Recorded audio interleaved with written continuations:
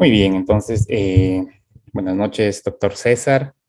Es un Bueno, no, gusto tenerlo aquí en este espacio tan interesante que se ha formado y que vamos a compartir muchas cosas para las personas pues, que están vinculadas al enfoque centrado en soluciones, a la terapia centrada en soluciones o la práctica, ¿no? Que también se le suele conocer.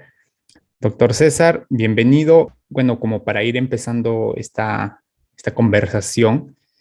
A lo largo de todos estos años que usted viene practicando y conociendo y difundiendo el enfoque, ¿cómo usted de pronto denominaría o podría darme una definición acerca de esta terapia, ¿no? bueno, buenas noches, gracias por la invitación, Yair.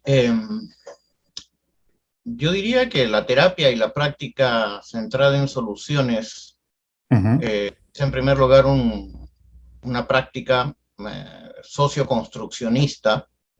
No sé si quienes nos escuchan están familiarizados con eso, pero algunos la definen incluso como constructivista. Yo estoy más mm, orientado a pensar que es socioconstruccionista. ujú, Es decir, que pertenece o está dentro de lo que se llama el giro lingüístico de la psicoterapia, ¿no? O ujú, sea, las terapias, de los enfoques terapéuticos o de prácticas psicológicas que se basan mucho en el lenguaje. Y a diferencia de otros enfoques de esta corriente socioconstruccionista, también está orientado hacia lo positivo, hacia el descubrimiento y la creencia y la evidencia también, porque no solamente es creencia de que las personas tienen recursos y que estos recursos están en el lenguaje, ujú. con la ayuda y la conversación del terapeuta, se pueden construir realidades, como se le dice ahora, preferidas, ¿no? Deseadas. Ujú, Entonces, en general es una práctica centrada en rescatar, utilizar, rescatar e ir construyendo, ¿no? Lo que la persona o las personas o los grupos incluso desean que sea su vida, ¿no? ujú, En términos generales, te lo definiría así como algo, una práctica orientada a construir lo que la persona desea en el fondo, no como un capricho, sino como algo que viene de sus valores, de sus mejores esperanzas, como se dice ahora, ¿no? ujú. ¿Sí? Bien, muy buena definición. Definitivamente mencionó algo muy importante que se nutre, ¿no? O sea, que toma parte de la parte constructivista. De repente, ¿qué aportes toma desde ahí o de repente cómo es que el modelo pues se forma, ¿no? ¿Cuáles de repente son esas ideas que toma como punto de referencia o punto de inicio para que dé a pie a esta práctica? Bueno, más que constructivista es construccionista, es fácil confundirse, digamos, Perdón, sí. construccionista o socioconstruccionista para ser más precisos. Ujú, Bueno, de hecho, el constructivismo y el construccionismo tienen algo en común, que es la idea de que la realidad, no la realidad material, ¿no? Sino ajá. la percepción de la realidad para nosotros es algo que se construye. El constructivismo lo ve más como un fenómeno individual.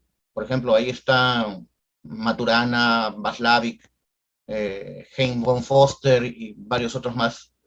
En cambio, el construccionismo social, ¿sí? Ujú, Que esta construcción de esa realidad es producto de la interacción de las personas en conversación a través del uso del lenguaje, ¿sí? Porque como que las cosas, incluso la experiencia personal, la experiencia humana y también la realidad exterior, no significan nada por sí mismas. ujú, Nosotros en la interacción con los demás, por ejemplo, en la conversación que estamos teniendo ahorita contigo, estamos generando significado y ese significado es lo que va a construir al final nuestra realidad. Y con mucha más razón, nuestra propia experiencia, ¿no? Por ujú, ejemplo, si yo te presento en el ejemplo que da Kenneth Gergen, por ejemplo, esto, ¿qué cosa es esto? Bueno, ujú, depende de qué comunidad cultural y lingüística tú pertenezcas. Porque si tú perteneces a una comunidad donde no se conoce el vidrio, donde no se conoce nada que sea transparente, y las hay, en el ujú, mundo todavía hay culturas así, eso no es nada. No sabrían cómo llamarlo, ¿cierto?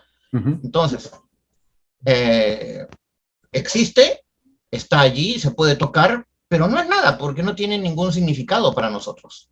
Entonces, esos significados culturales, esos significados de las cosas, vienen producto de las conversaciones, de la cultura, y eso también sirve para los psicólogos, por ejemplo, para decir quién está enfermo, quién Ujú. está sano, qué cosa es un síntoma, qué cosa es el dolor, qué cosa es el sufrimiento, qué cosa es depresión, ¿no? Que la mayoría de las personas y la mayoría de los colegas creen que tienen existencia objetiva, pero en Ujú. realidad son experiencias a las que se le atribuye significados dentro de cierto marco cultural y en la práctica lingüística de la interacción relacional.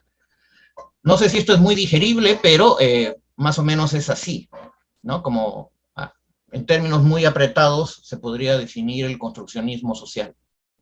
Uh -huh. Sí, vaya, es algo, un dato muy interesante y lo que menciona, ¿no?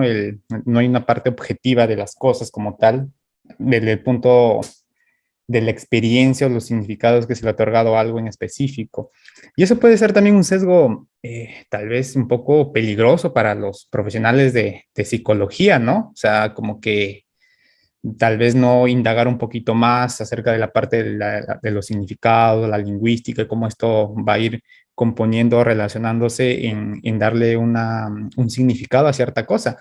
Vea, de hecho, justo se me viene algo, un recuerdo, una experiencia que me pasó que encaja mucho con esto. Cuando hice el intercambio a México, siempre llevaba mi botellita o en cierto pongo que es el toma todo, bueno, lo conozco como todo, toma todo.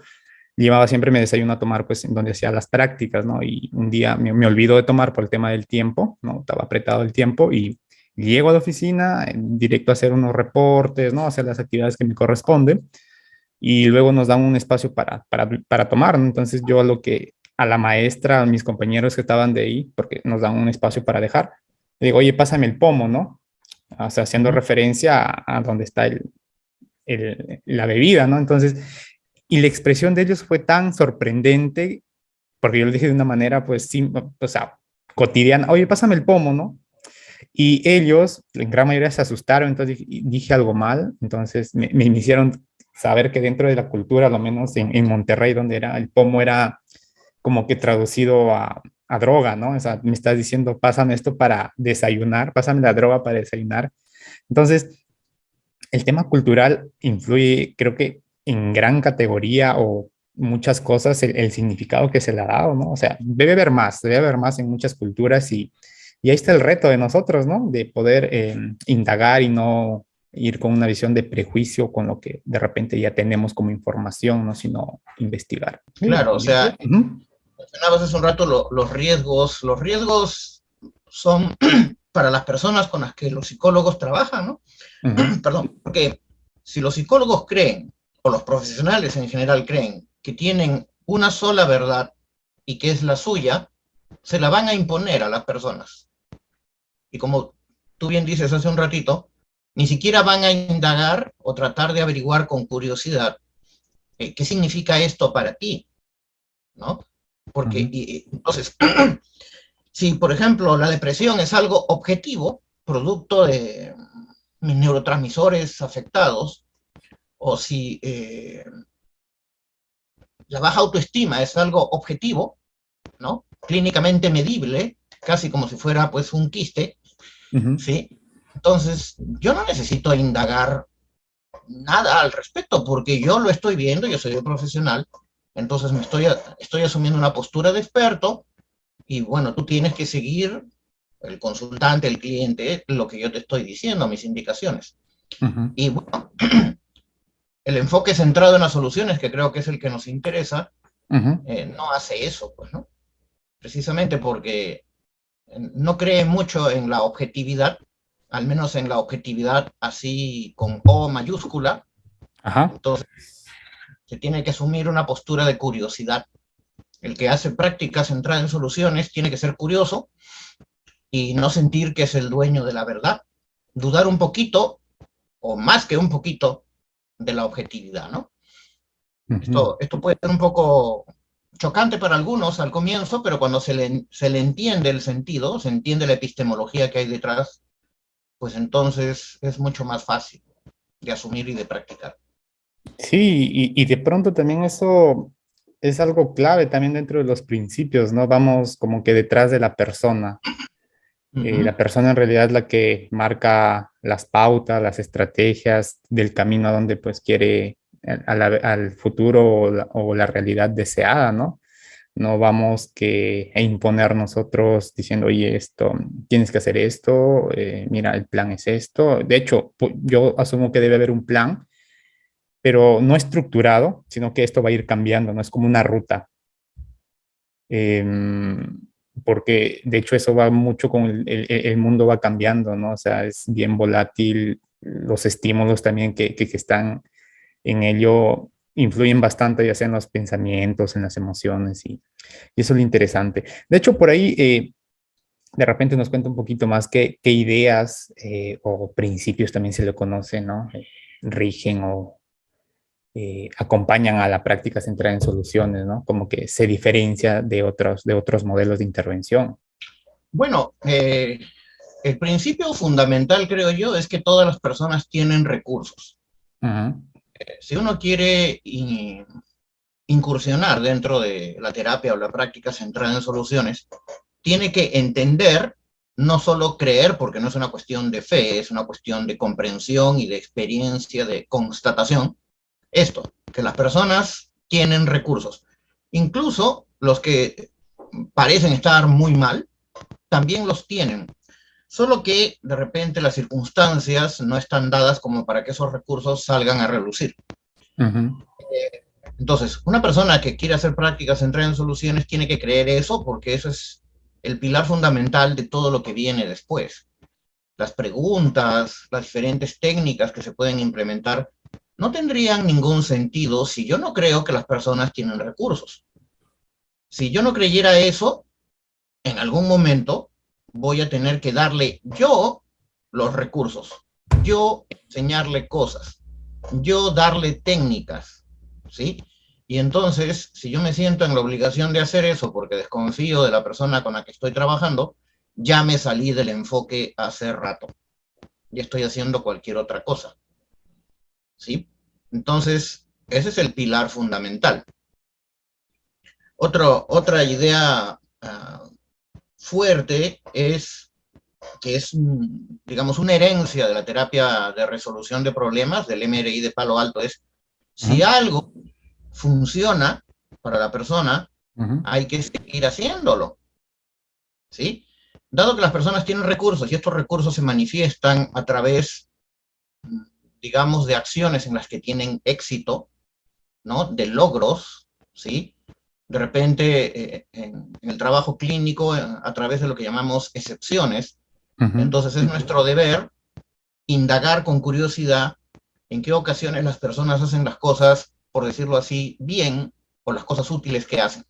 Identificar eso, permitir también o facilitar que la persona pueda darse cuenta de eso que está haciendo bien, y luego, yo le digo así, tratar de escribir la receta de eso que hace bien la persona para que lo pueda seguir haciendo. Entonces así ujú. estamos cumpliendo ese principio de si algo te sirve, síguelo haciendo, no lo cambies. Ajá. Otro principio podría ser, si algo no te sirve, por más que lo hayas usado múltiples veces, por más que tú creas que deberías funcionar, pero si no te funciona, ya no lo hagas. ¿No? Seguirlo intentando no va a hacer que se convierta en algo útil. Por ejemplo, si una persona tiene dificultades para dormir, está empezando a sufrir de insomnio, pero todas las noches intenta relajarse, tomar leches tibia, contar ovejas, etcétera, todo lo que se le ocurra o todo lo que le hayan dicho y no consigue dormir como él quiere, entonces ya no debe intentar seguir con eso, tiene que buscar otro tipo de cosas, Ujú, ¿sí? Y otro principio más, y es que me permites comentarlo, es no hay que arreglar lo que no está roto, metafóricamente hablando. ¿Y qué cosa significa esto de que está roto? O sea, que haya problemas, que para la persona sea una dificultad, una molestia, un dolor, un sufrimiento. Si algo para la persona no es una molestia, no es un dolor, no es un sufrimiento, nosotros no debemos meternos a arreglar eso porque nos lo parece a nosotros. Ahí está precisamente esa actitud de humildad, de respeto y de no creerme que yo tengo la verdad. Y si, por ejemplo, la persona me dice que le gusta ver pornografía más que tener relaciones sexuales, y eso de repente para mí es una aberración, pues que me disculpen, vamos a tener que guardarnos nuestro criterio. Y si a la persona ver pornografía en lugar de tener sexo con, con personas de carne y hueso, no le preocupa y no le molesta, no nos metemos por ahí. No vamos a transmitirle nuestro criterio, nuestra moral o nuestro sentido de lo que es normal o anormal si no nos lo ha pedido. ¿Sí? Entonces, eso es tomar pues un respeto así radical, una aceptación radical de la persona, ¿no? Y eso tampoco es tan fácil porque normalmente, sobre todo los que somos psicólogos, y ni qué decir los que son psiquiatras, nos entrenan a identificar patologías, falencias y tornillos que se han caído por ahí. Pero cuando uno quiere aprender este enfoque y practicarlo, tiene que desaprender o por lo menos dejar a un costadito ciertas cosas, ¿no? Sí, definitivamente. Eso es, como usted menciona, es muy fundamental el respeto, ¿no? Desde ahí, si algo que la persona no desea conversar por X cosas, y eso también ahorra mucho el tema del trabajo, pues, ¿no? Del trabajo que se hace, porque en algunas ocasiones, por querer sospechar de, oye, yo creo que esta persona sufrió tal cosa y creo que se necesita indagar un poco más, pero de repente la persona lo comentó y no quiere indagar, porque ha pasado en algunas circunstancias, no sé si a usted le ha pasado, que como que ya se diseñan las soluciones, todo eso, y como que la misma persona quiere seguir, ¿no? O sea, que como que quiere darle más leña al fuego, ¿no? O sea, más cabida, más prestarle atención al problema, ¿no? Entonces, o sea, es algo muy, muy interesante. Y esto va a la siguiente pregunta, conlleva. Si bien es cierto, ya nos ha comentado algunas técnicas así de manera, pues, rápida, ¿no? Particularmente, ¿cómo, cómo usted aplica o qué estrategias o técnicas comúnmente, pues, se le ha hecho más útil, más fácil, más flexible, pues, en su trabajo, ¿no? Bueno, mira, yo desde hace un tiempo he ido pasando de lo que algunos llaman la versión 1.0 de la terapia breve centrada en soluciones a la versión 2.0. Ajá. En la versión 1.0 se hacían más cosas que las que se hacen en la 2.0. Ahora, Ujú. curiosamente, haber simplificado la terapia centrada en soluciones no ha quitado, no ha restado su efectividad. Incluso yo creo que hasta la ha potenciado. Entonces hay muchas cosas que yo ya no hago, Ujú. ¿sí?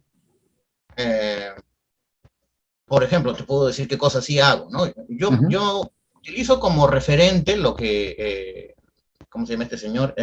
Chris Ipson planteó, y luego Mark McErgo explica mucho mejor en su último libro, ¿no? Lo que ellos llaman el museo centrado en las soluciones, o la galería de arte centrada en las soluciones, ¿no? Que parte, digamos, metafóricamente, ellos Ajá. dicen, en todo museo o galería de arte hay una boletería, Ajá. ¿sí? Entonces, hipotéticamente la boletería, o metafóricamente, perdón, la boletería sería preguntarle a la persona cuáles son sus mejores esperanzas para el trabajo que vamos a realizar. Esa es una forma bien curiosa de comenzar una sesión, porque no Ujú. comenzamos preguntando ni por problemas, ni nada de eso. Podemos comenzar preguntándole de repente por las cosas que la persona hace bien, por las cosas que le gustan, por las cosas positivas que él o los demás piensan acerca de la persona, o sea, lo que se llama la conversación sin el problema. Eso es algo que sí se puede hacer, poco para romper el hielo, Ajá. pero después vamos a preguntar por las mejores esperanzas. En ese proceso o con esa pregunta, un buen porcentaje te habla del problema. O sea, es como que no escucharan tu pregunta, ¿no? Tú le preguntas, ¿cuáles son tus mejores esperanzas para el trabajo que vamos a realizar? Y ellos te dicen, a propósito de lo que usted me pregunta, yo quiero contarle que me siento así, me siento así, me pasa esto, me pasa lo otro. Nosotros escuchamos con todo respeto, Ujú. a contracorriente de lo que muchos creen, no somos fóbicos a escuchar los problemas. Escuchamos los problemas. La diferencia es que no le vamos a preguntar detalles sobre eso. Y nos vamos a prohibir llegar a conclusiones y menos aún a un diagnóstico. Escuchamos los problemas, validamos los problemas, somos empáticos, pero no le damos demasiado énfasis. Y en cuanto se pueda, volvemos a las mejores esperanzas. Y cuando nos habla de las mejores esperanzas, pasamos a la siguiente sala, metafóricamente, que es la galería del futuro preferido. Es decir, ahí le vamos a pedir que se imagine, que nos cuente, que haga de cuenta cómo serían esas mejores esperanzas hechas realidad en su vida cotidiana. Ahí entra una de las técnicas que sí uso, que es la pregunta del milagro, ¿no? Pero la pregunta del milagro, en la versión 2.0, tiene un ligero cambio si la comparamos con la versión 1.0. En la 1.0 se le preguntaba, imagínate que esta noche te vas a dormir y haz de cuenta que mientras duermes, ¡puf!, tu problema desapareció. Ujú. ¿Cómo sería mañana? ¿Cómo te darías cuenta que tu problema desapareció? Eso es en la versión 1.0. En la 2.0 es, imagínate que te vas a dormir y en la noche ocurre un milagro y ¡puf!, tus mejores esperanzas se hicieron realidad. ¿No? Eso que me acabas de decir que quieres lograr, ya, se hizo realidad. ¿Cuál sería la primera señal de que eso ocurrió? Entonces, en esa galería del futuro preferido, empezamos a pedirle descripciones a la persona, que Ajá. nos describa con detalle todo lo que se pueda, todo el tiempo que se pueda, ¿no? ¿Cómo se imagina ese día siguiente, donde sus mejores esperanzas ya son realidad para su vida? ¿Sí?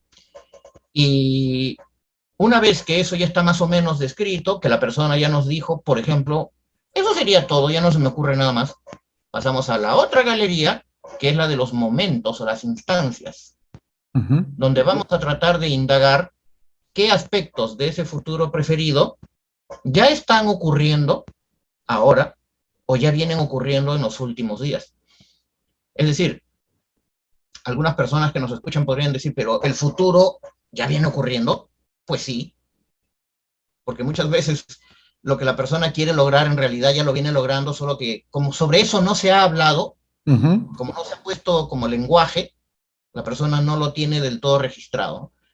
Y prácticamente todo el mundo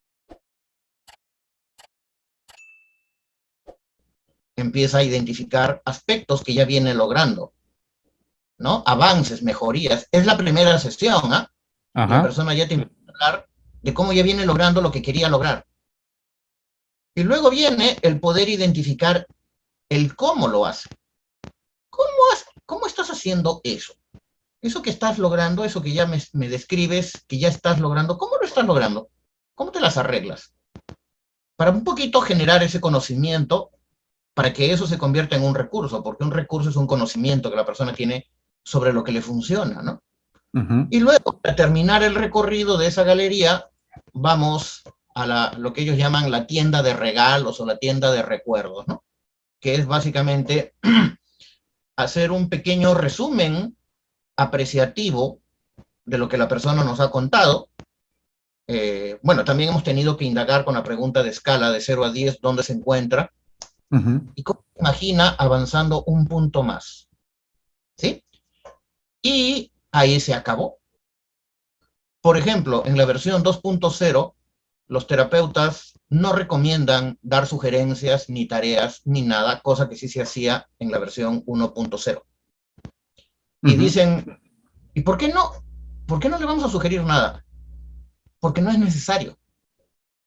Porque la persona ya te habló de lo que quiere lograr, de lo que está logrando, de cómo lo está logrando, a santo de que tenemos que sugerirle lo que ya viene haciendo, ¿sí? No está prohibido dar sugerencias, ¿ah? Pero como que no parece muy necesario.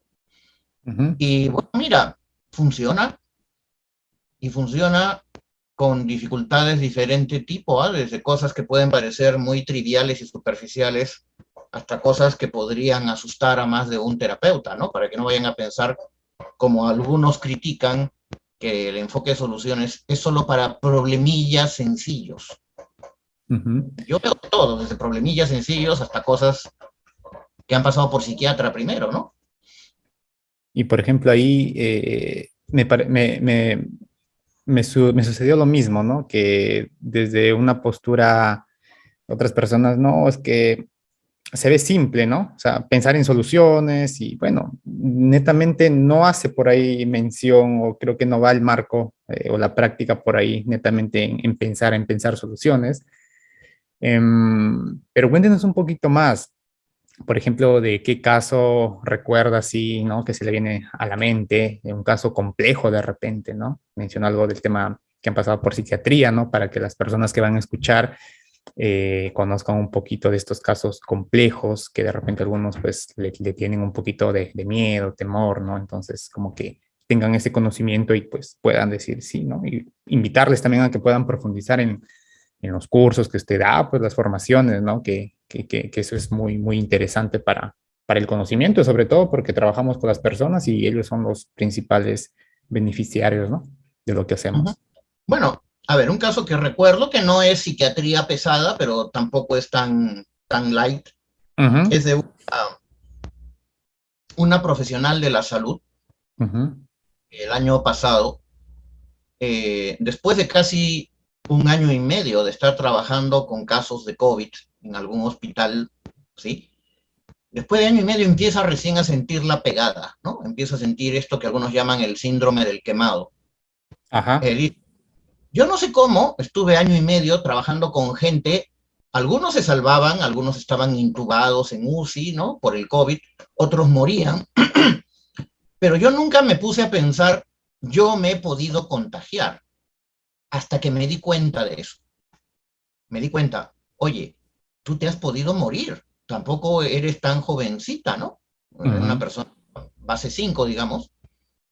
Entonces ahí empecé a tener ataques de pánico y me dio tanta ansiedad que el simple hecho de pensar, tengo que ir al hospital, me paralizaba de angustia.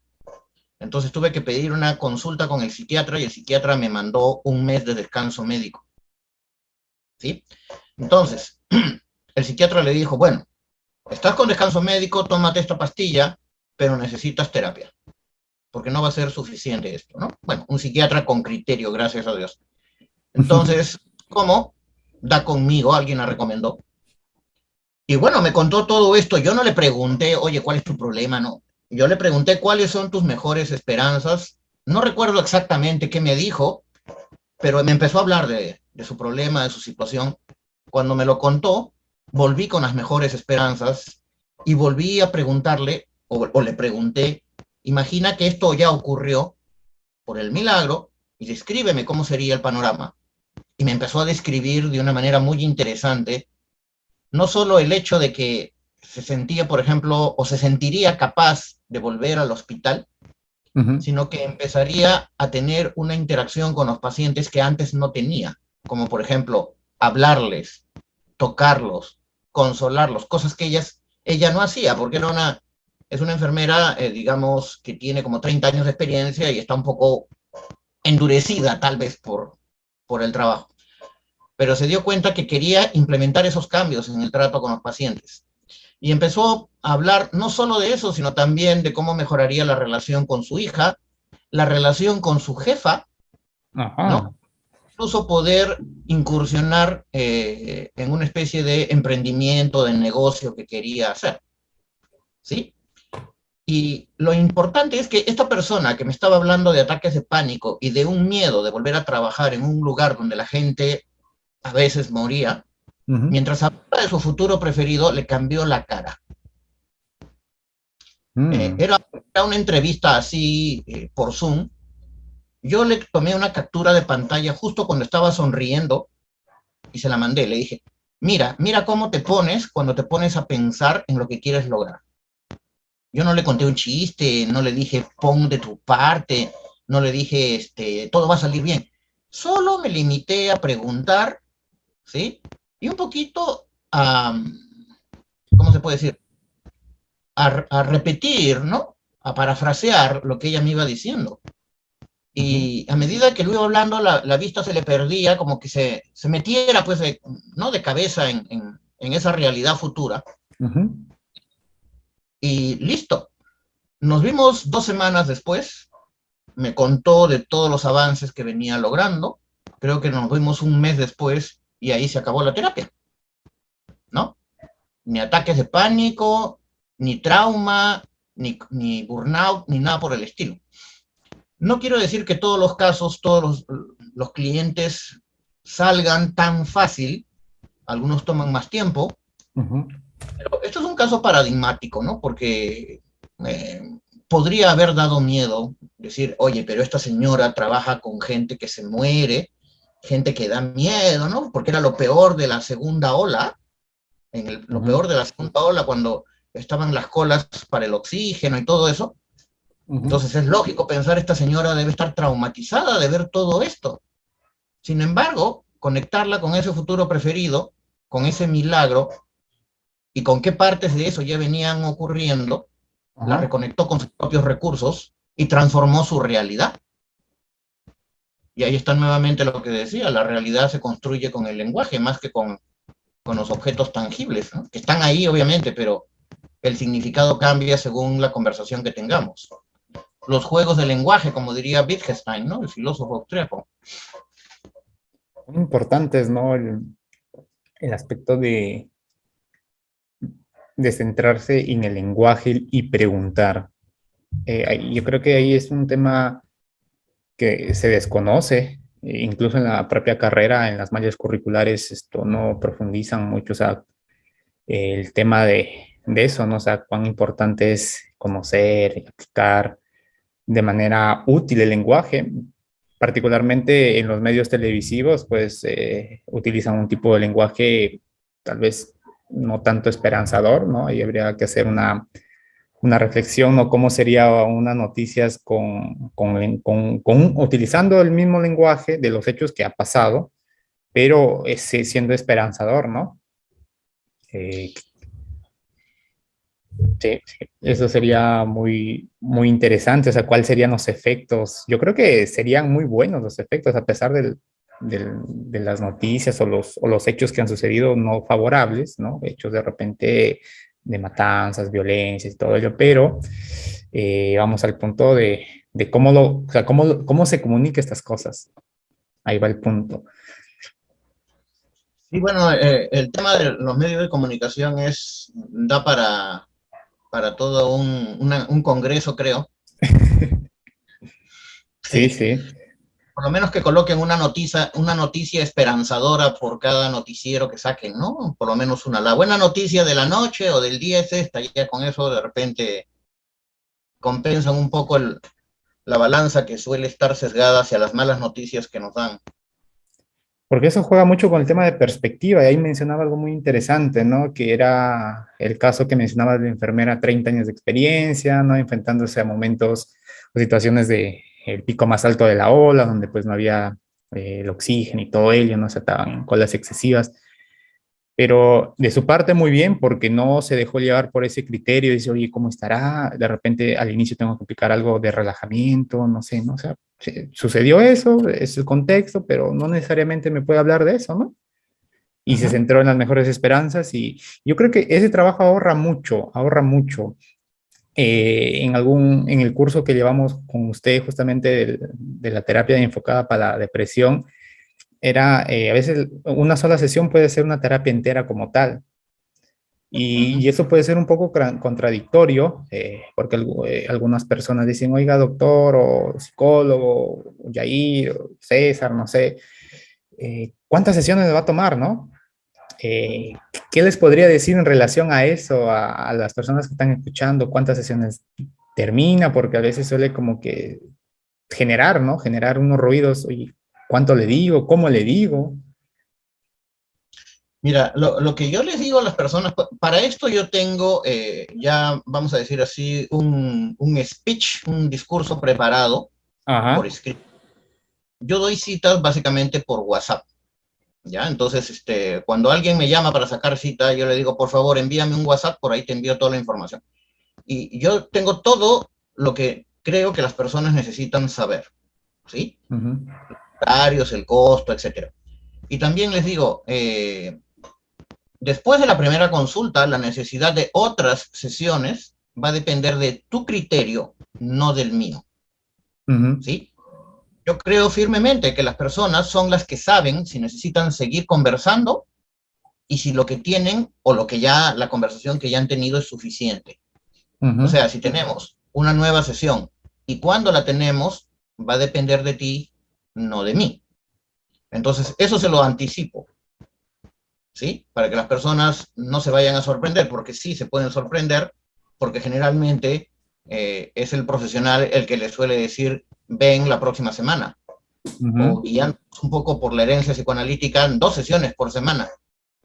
Y eso no es necesario. Las personas son realmente las que saben, necesito seguir hablando con el psicólogo o con esto que ya saqué en limpio de la sesión, Ajá. puedo ir probando y de repente ya no es necesario que venga.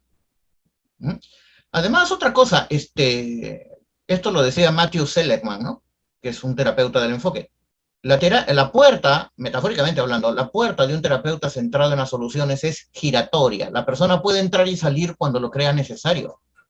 Y Ujú. eso no significa que, por ejemplo, si voy a una sesión ahora y en 6 meses necesito volver, eso no significa que es una recaída o que la terapia no funcionó o, uy, qué roche, ¿cómo voy a volver si yo estaba tan bien y le dije, no, oye, muchas gracias, Nacho, ¿cómo lo voy? No, normal, normal. Si necesitas venir por el mismo tema o por otro tema, no hay ningún problema, siéntete con toda la libertad. Entonces son ellos los que deciden. Y yo se los explico así, ¿no? De la Ujú. manera simple posible. Y mira, la gente lo entiende, ¿eh? Las personas lo entienden. Ujú. El tema está en que uno, el profesional, esté seguro de lo que está diciendo, porque si uno se lo dice con cierto resquemor, cierta vergüenza, es más bien esa parte la que ellos van a notar. Uy, este Claro. señor no Ujú. está muy seguro de lo que está diciendo, ¿no? Sí, sí. Sí, sí. Particularmente algunas personas tienden a delimitar sus sesiones y eso pues sería pues como que predeterminar a la persona, no solamente en el tema económico, sino, oye, pues en tantas sesiones, darles expectativa, recién me voy a tener cambios, ¿no? Entonces, ponerlo bajo este marco, ¿no? Primera sesión, de ahí cuando tú consideres, pues, oportuno, necesario, me vas avisando, me vas pautando, ¿no? Eso ayuda mucho también a nosotros a centrarse en aquello que es útil, ¿no? Que realmente va a resultar desde la persona, de su postura, generar esa realidad o esos caminos que quieren acercarse. De hecho, sí, dígame. Comentar algo, ¿no? Por ahí leí unos resultados de una investigación transteórica, o sea, Ajá. no solo del enfoque de soluciones, sino de diversas terapias. Y habían llegado a la conclusión, mira, si una persona no presenta mejoría en las primeras 3 sesiones, es poco probable que en las demás mejore. Significa que Mm. esa terapia como que no está siendo de su utilidad. No le sirve ese tipo de terapia, o al menos ese terapeuta. Si ya pasaron 6 sesiones y la persona no presenta mejorías, definitivamente tiene que haber una derivación. Porque los estudios indican que si la terapia es útil, la persona empieza a mostrar mejorías desde el pitazo inicial, ¿no? Contra lo que la tradición psicoanalítica dice, ¿no? De que hay que hablar mucho, largo y tendido, y la persona después de 5 años empezará a mejorar. Y no es así, pues la evidencia indica que es todo lo contrario. Y una segunda investigación. Hay algo que se llama terapia de sesión única. Ajá. No es una escuela, es un enfoque, terapia de sesión única, que es trabajar cada sesión como si fuera la última. ¿Sí? Y ahora, ¿de dónde surgió esto? Esto surgió de un estudio que se hizo en los años 90, ¿sí? Moshe Talmon, que es un psicólogo israelí, me parece, estaba buscando su tema de tesis doctoral. Entonces, en el hospital donde trabajaba, encuentra una ruma enorme de historias clínicas de personas que habían ido a consulta psicológica una vez y no habían vuelto. Entonces dice, a ver, me voy a poner a revisar qué cosa pasa aquí, por qué esta gente viene una vez y no vuelve. La hipótesis que él tenía era, los han tratado mal, no les sirvió, no hubo rapport, no encontraron lo que querían, por eso no volvieron. Y grande fue su sorpresa cuando más o menos el 90% de esas personas que fueron una vez y no volvieron le dijeron, no volvimos porque encontramos mejoría o nos vimos encaminados o encontramos más o menos la solución y no nos pareció necesario volver. Entonces, la gran conclusión que sacó este señor es que la mayor parte de personas que van a consulta psicológica normalmente necesitan solo una sesión. ¿Mm? Ahora, generalmente la terapia de sesión única utiliza a la terapia de soluciones como enfoque principal. No exclusivamente, pero es el que más se presta, ¿no? Entonces, ahí está precisamente la idea o la evidencia de por qué debemos creer que las personas deben, bueno, no deben, generalmente mejoran pronto o esa terapia no es para ellos. Y hacerla larga no va a hacer que sea mejora. Sí. Y ahí es ese aspecto donde se le conoce como minimalista, ¿no? Claro. De hacer, o sea, de que las cosas surjan la mayor cantidad posible, implicando pues la menor cantidad de tiempo, de recursos, etcétera, ¿no? Hay algo que mencionaba también, creo que en algún momento leí en uno de sus posts, y que también yo concuerdo, no sé si es tal así, si no, corríjame, era que de repente para superar un trauma o para, no sé, X cosas, no hace falta llorar, no hace falta pegar a la almohada, no hace falta, como salen algunas prácticas, llamémoslo así, no hace falta hacer la caminata sobre el juego, sobre el cristal, que ya es un poco más extremo, de romper la tabla, ¿no? O sea, para romper una creencia limitante, no, yo creo que no hace falta todo eso, por el simple motivo que la persona no puede estar preparada para enfrentarse a eso, en cuenta de sanarlo, puede ser que surja más. De repente, ¿cómo lo puede usted de repente expandir un poco más esta idea o este contexto que le acabo de comentar? Claro, es que existe, digamos, el punto de vista que supuestamente se basa en las neurociencias, y digo supuestamente porque cuando uno dice que se basa en las neurociencias, ahí vale todo. No digo que las neurociencias no valgan, sino no sé realmente cómo pueden demostrar lo que dicen apelando al cerebro, pero en fin. Digo, se basa en las neurociencias, en la creencia de que cuando tú experimentas una vivencia traumática, cierta energía se acumula en alguna parte de tu cerebro, ¿no?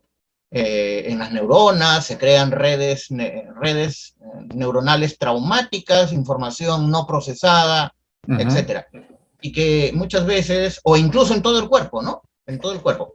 Entonces, de allí precisamente lo que ellos consideran la necesidad de generar esa descarga. Por eso es que uno tiene que golpear, patear, zapatear, etcétera. El terapeuta muchas veces bajo esa creencia tiene que inducir a la persona a que haga esa descarga psicobiológica para que se libere de eso. Esa es una forma de ver las cosas. Esa es Ujú. una forma de ver las cosas. Ahora, yo he tenido algunos pacientes que han pasado por ese tipo de terapias y vinieron peor de lo que estaban, ¿eh? ¿Ya? Ujú. Ahora, otra forma de ver las cosas es que lo que llamamos trauma es una historia construida de la persona en relación a otras personas con respecto a una vivencia o a una serie de vivencias. Como digo, las cosas no significan por sí mismas. Nosotros construimos significados. Y si le otorgamos un significado traumático, digamos, a esa experiencia, entonces vamos a sufrir en relación a eso, ¿no? Lo que la persona siente que le pasó, cómo eso cambia su identidad, cómo va a ser su vida de ahora en adelante a partir de eso que supuestamente le pasó, ¿no? Y eso es lo que lo hace sufrir constantemente. Ujú. Si, por ejemplo, y eso también lo he hecho múltiples veces, y de todas maneras la persona nos va a contar lo que le pasó. Vamos a validar eso, ¿sí? Repito, no vamos a indagar en eso, vamos a validarlo solamente. Vamos a ser empáticos y comprensivos, pero después le vamos a preguntar con todo el tacto posible cómo quieren vivir de ahora en adelante a pesar de eso que les pasó. A pesar de la violación, a pesar de la muerte de tu padre, a pesar de que tú casi te mueres por el COVID, a pesar de que tuviste un accidente aéreo, qué sé yo, a pesar de eso, ¿cómo quieres que sea tu vida? ¿Cómo te gustaría que sea tu vida? ¿Cuáles son tus esperanzas al respecto? Y construir ese futuro preferido con ellos. Y mira, y probablemente estas personas que también pueden venir con un diagnóstico de estrés postraumático, también se dan cuenta que parte de ese futuro preferido ya lo vienen realizando, ¿no? Y que a medida que lo vayan, que lo sigan realizando, que lo sigan haciendo realidad, su experiencia interna va a cambiar. E incluso, ¿no? La visión que ellos tienen de sí mismos y hasta de sus recuerdos de lo que pasó va a cambiar. Porque una cosa es que tú recuerdes, por ejemplo, la violación sintiéndote todavía víctima, y otra cosa es que tú recuerdes esa misma violación sintiéndote como alguien que está recuperando tu vida y que es un sobreviviente, no una víctima. Ujú. Entonces, la memoria está en función de cuáles son tus estados actuales. Y sobre todo, eh, ¿cuál es tu perspectiva de las posibilidades futuras que tienes? Si Ujú. tú crees posible vivir mejor, tu visión del pasado también va a cambiar, porque va a cambiar tu visión del presente.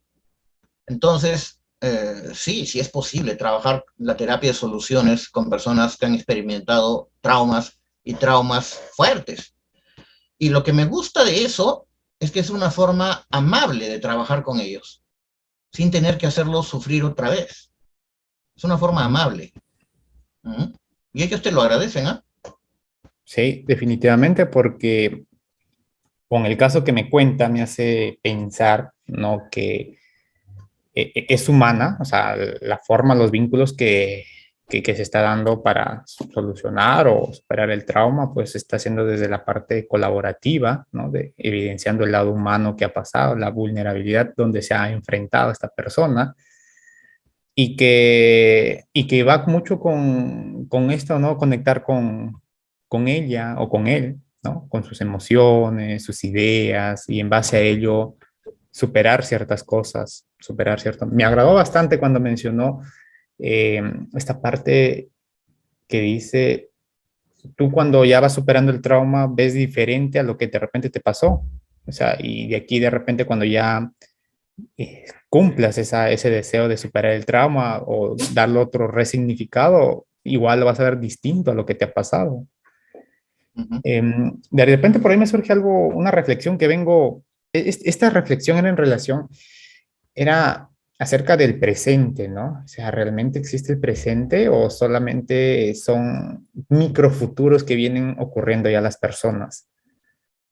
Yo creo que va más por eso, ya de seguro va a haber otro espacio para poder repensarlo, pero partiendo del punto de vista que como que engranó mucho también la idea cuando mencionó el Museo Central en Soluciones, que netamente ya la boletería, ¿no? Las mejores esperanzas, partimos qué es lo que queremos acercarnos, cómo lo hicimos y qué es lo que está ocurriendo, me lleva a pensar de que existen más los microfuturos, o sea, pequeños pasos que ya van ocurriendo en nuestra vida. Y bueno, como para ir ya cerrando este podcast, esta entrevista, doctor, de repente qué bibliografía o qué contenido en libros o ebooks o les podría recomendar a la comunidad que va a escuchar esto, como para que vayan ampliando un poco más. Ujú. Para empezar, les sugiero a las personas que estén interesadas en este enfoque que visiten la página del grupo Brief de Londres, ¿no? Creo que es así, Brief, o sea, en inglés breve, brief.com me parece que es. Ujú. Ahí van a encontrar diferentes artículos que son muy interesantes. Algunos están en español, otros se pueden traducir a través del Google Translator o cualquier traductor que tengan. Esa es una forma de comenzar. También pueden visitar la página de Mark McErgo. Ahorita no recuerdo exactamente cómo se llama la página, pero con el nombre Mark McErgo también. Si pueden conseguir, y si es que leen inglés, el libro de McErgo que sacó el año pasado, que es hacia una nueva versión de la práctica centrada en soluciones, creo, sería ideal. O si no, el libro que sacó el grupo Brief, Ison, George y Ratner, ¿no? Que es 101 preguntas centradas en soluciones. Ujú. Porque me parece que son libros o textos que reflejan la versión 2.0 de la terapia de soluciones, que es la que yo recomiendo. Para comenzar. Ahora también está pues la bibliografía tradicional del enfoque, los 5 o 6 libros que sacó Steve D. Chaser. Insoo Kim Berg tiene solo un libro traducido, que es Trabajando con el problema del alcohol. Bueno, 24 ideas para una terapia breve, de Mark Bejivach. Y así, ¿no? Y otro libro que es buenísimo, una belleza muy simple, es En busca de soluciones, así se llama. En busca de soluciones, de Bill O'Hanlon y Michelle Ujú. Wayne Davis. Es un libro muy sencillo y ahí está también bastante descrito el enfoque de soluciones, pero en la versión 1.0. Esa Ujú. sería la bibliografía que les puedo sugerir. Genial, genial. Sí, definitivamente están muy buenos. También me anima a mí a indagar en cierta parte de ahí que de pronto desconocía. Eso, y nada, pues doctor César, le agradezco mucho por habernos compartido todo este tiempo, ¿no? Las experiencias, la información que justamente se van a alojar en estos canales digitales que va a prevalecer, ¿no? De aquí a un tiempo, de repente nos reunimos nuevamente, ya de repente de manera presencial, hacer este tipo de podcast y ver qué hay de nuevo, ¿no? Entre lo que hicimos hoy y qué hay de nuevo ahora, ¿no? Entonces, sí que va a estar muy bueno el reencuentro ya presencial, ¿no?